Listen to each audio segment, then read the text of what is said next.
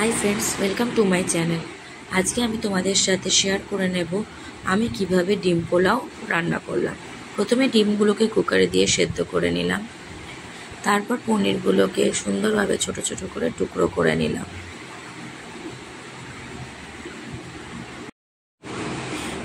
পনিরগুলো কাটা হয়ে গেলে ওর মধ্যে নুন, হলুদ, জিরে গুঁড়ো সমস্ত কিছু মাখিয়ে সাইডে রেখে দিলাম। এবার আমি আলুগুলোকে ভালোভাবে পিস পিস করে কেটে নেব। ছোট ছোট টুকরো করেই কেটে নেব, বেশি বড় করে কাটবো না। আলু কাটা হয়ে গেলে আলুগুলোকে জলের মধ্যে ভিজিয়ে রেখে দেবো। ওদিকে সাইডে আমি কড়াই বসিয়ে দিয়েছি। কড়াইটা একটু গরম হলে ওর মধ্যে সর্ষের তেল ঢেলে নেব। সর্ষের তেলটা গরম করে নিয়ে আমি ওর মধ্যে পনিরগুলোকে ছেড়ে দেবো।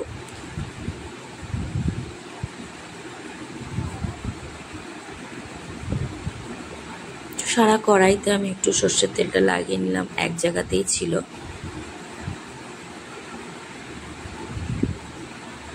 তেলটা গরম হয়ে গেছে, এবার পনিরগুলোকে ছেড়ে দেব।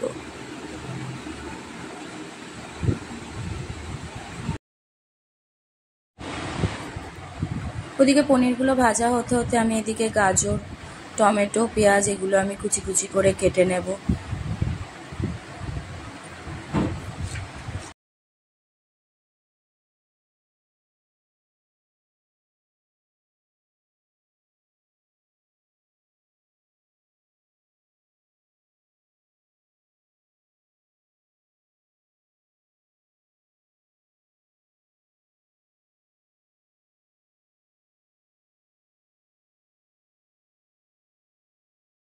পনিরগুলো ভাজা হয়ে গেছে, এবার পনিরগুলোকে আমি ভালোভাবে তুলে নেব, ছেঁকে ছেঁকে তুলে নেব।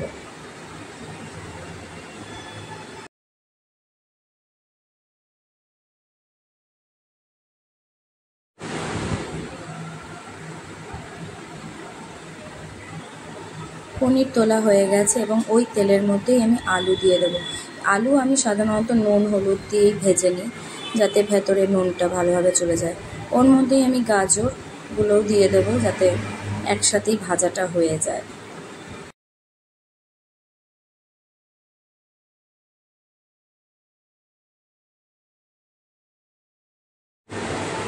গাজর আর আলুগুলো ভালোভাবে ভাজা হয়ে যায়, ততক্ষণ আমি কুকার থেকে ডিমগুলো বের করে নিই, ডিমগুলোকে ছাড়িয়ে নিই।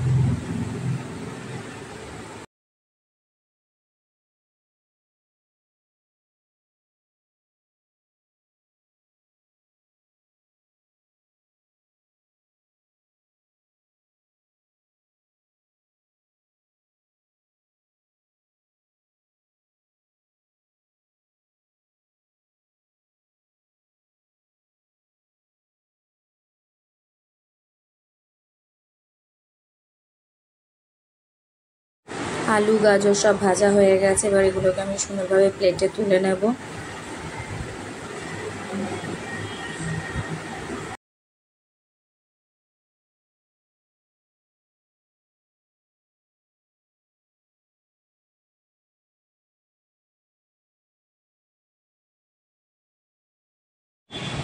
ওই তেলের মধ্যেই ডিমগুলো দিয়ে ডিমগুলো একটু লাল লাল করে একটু ভেজে নেব।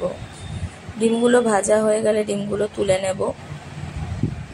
তারপর এর মধ্যে একটু জিরে গুঁড়ো, একটু লং, একটু পেঁয়াজ দিয়ে এগুলোকে ভালো করে ভেজে নেব। পেঁয়াজগুলো একটু হালকা করে ভাজা হয়ে গেলে ওর মধ্যে টমেটো দিয়ে দেব।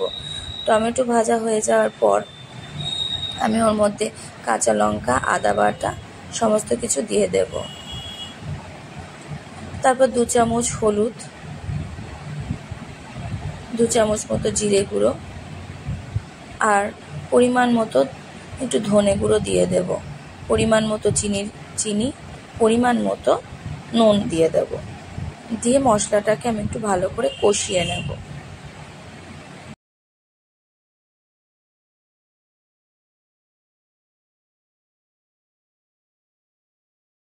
মশলাটা প্রায় কষানো হয়ে এসেছে। মশলাটা কষানো হয়ে যাওয়ার পর চালটা আমি আধা ঘন্টা ভিজিয়ে রেখেছিলাম, ওই ভেজানো চালটা আমি এর মধ্যে ছেড়ে দেব।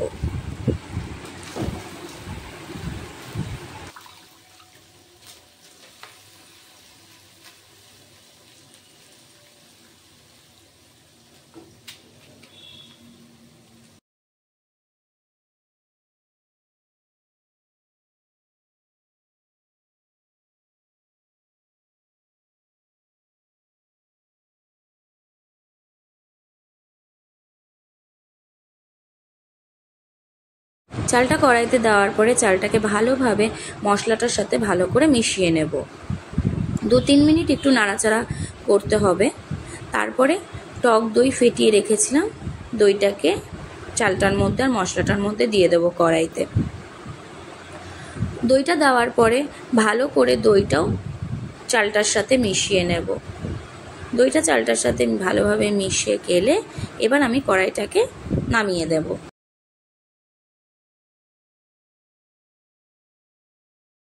রাইস কুকারের প্যানটা আগে থেকে রেডি করে রেখেছিলাম এবং রাইস কুকারের প্যানের মধ্যে আমি এবার পুরোটাই ঢেলে দেব।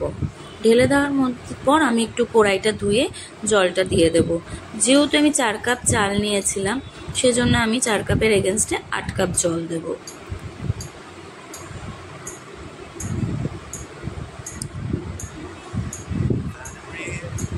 এবং ওর মধ্যে আমি সমস্ত আলু, তারপরে পনির, সমস্ত কিছু আমি দিয়ে নাড়িয়ে দেব একটুখানি। এবার আমি রাইস কুকারটা রেডি করে লাগিয়ে দেব। এবার একবার আমি একটু চেক করে নিচ্ছি কতটা হয়েছে। আধা হয়ে এসেছে।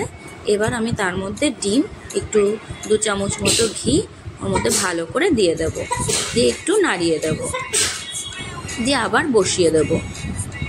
প্রায় হয়ে এসেছে।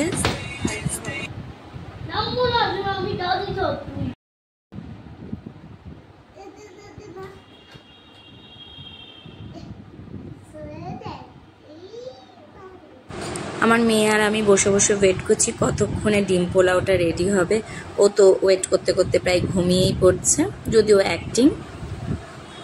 পোলাওটা রেডি হয়ে গেছে। ডিম পোলাও একদমই রেডি হয়েছে, দেখে তো ভালোই লাগছে। দেখা যাক কেমন হয়েছে। এবার আমি আমার মহারানীকে দিলাম, মহারানী খেয়ে বলবেন কেমন হয়েছে।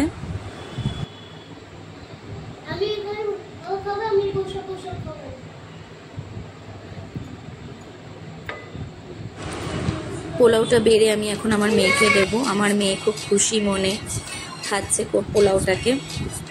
তোমাদের যদি মনে হয় তোমরা বাড়িতে ট্রাই করে দেখতে পারো এরকমভাবে পোলাওটাকে। ঠিক আছে, চলো বাই। আজকের ভিডিওটা এখানেই শেষ করছি। নেক্সট ভিডিওতে দেখা হবে। তোমাদের ভিডিওটা ভালো লাগলে প্লিজ সাবস্ক্রাইব করবে।